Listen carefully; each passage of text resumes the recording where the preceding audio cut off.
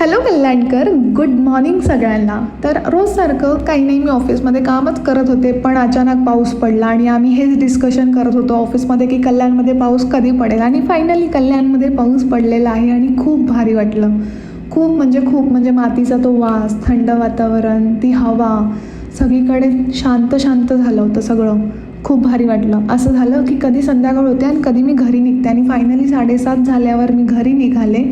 घरी पोचून चुच्यासोबत थोडंसं खेळले. मग आम्ही थोडं शॉपिंगसाठी बाहेर निघालो.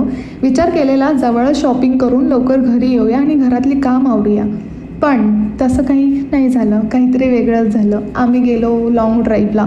हो, ॲक्च्युली आम्ही कल्याण जवळच्या मार्केटला गेलेलो.